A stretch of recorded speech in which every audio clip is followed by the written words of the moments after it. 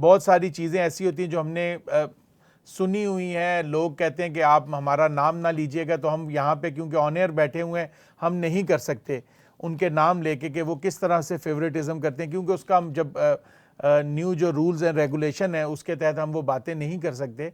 लेकिन आप देखें, हम ये तो बता सकते हैं कि इस तरह की चीज़ें हैं जो थोड़ी सी डाइसी किस्म की नज़र आती हैं, जो बिल्कुल ब्लैक एंड वाइट नहीं है, दाल में कुछ काला है। तो इस तरह के लोगों को जब तक जिनकी नीयत ठीक नहीं है, जिन्होंने आपने एहतसाब करना था, आपने गैरी क्रिस्टन से क्यों नहीं पूछ रहे कि भाई वो 5 प्लेयर कौन है? आप गैरी क्रिस्टन पे केस कर दें। क्रिकेट बोर्ड को चाहिए कि गैरी क्रिस्टन के ऊपर केस कर दे कि भाई आपने इतना बड़ा इल्ज़ाम कैसे लगाया हमारी मेरे टीम ख्याल पे। से देखें Amar, sorry to cutting you in this, सवाल ही नहीं पैदा हो सकता। देखिए गैरी क्रिस्टन एक नाम है और गैरी क्रिस्टन किस कंट्री से बिलोंग करता है। तो मेरे ख्याल से ये जो बात की है और इस पर मिट्टी डाली गई है, तो ये सवाल ही नहीं पैदा हो सकता कि इसमें कोई दो राय हो या कोई उन्होंने गलत बात की हो। तो यहाँ काफ़ी सारे लोगों का मेरे ख्याल से रोजी रोटी पे भी स्टेक पे लग सकती है। तो उन्होंने जो बात की है वो जेन्युइन और नज़र आ रहा है। आप देखें वो सारा कुछ नज़र आ रहा है कि वो चीज़ें हुई हैं जो उन्होंने कही हैं। तो मैं यही तो कह रहा हूँ कि अगर आपको लगता है कि गैरी क्रिस्टन ने गलत कहा है तो भाई आप उनको पकड़ें, उनको कटहरे में लाएं, इंटरनेशनल कोर्ट पे करें कि भाई ये एक मुल्क है, आप 5 प्लेयर छोड़ दें, भाई वो पाकिस्तान का नाम लेके खेल रहे हैं। आप कहें एक मुल्क के ऊपर आपने इतना बड़ा इल्ज़ाम लगा दिया कि 11 प्लेयर खेल रहे हैं, उसमें से 5 प्लेयर बिके हुए थे या वो मैच नहीं जीतना चाहते थे, अपने मुल्क को हराना चाह रहे थे। और हराना भी किससे चाह रहे थे? अब हमारा जिसे आर्च राइवल कहते हैं, हमारा अबदी दुश्मन जो हमारा अबदी दुश्मन है, उसके खिलाफ वो मैच जानबूझ के हराया।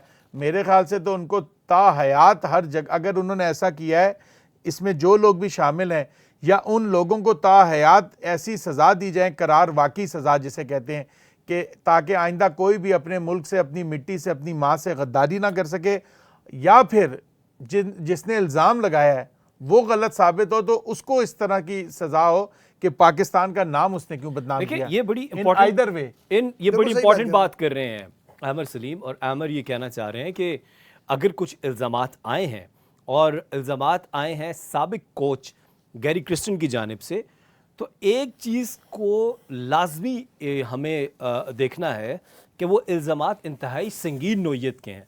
इल्ज़ामात ये हैं कि भारत के ख़िलाफ़ जो मैच हुआ वो 5 प्लेयर्स ऐसे थे कि पाकिस्तान ना जीते। वो कौन से प्लेयर थे? अच्छा, उसमें फिर एक क्वेश्चन ये पैदा होता है कि उसका जो सुपर ओवर है वो किया आमिर ने। आमिर इससे पहले मैच फिक्सिंग में इन्वॉल्व रहे हैं और उनकी जो बड़ी बड़ी नो बॉल्स हैं वो हमें याद हैं। इस ओवर में बड़ी बड़ी वाइड्स हुई और 3 वाइड्स हुई।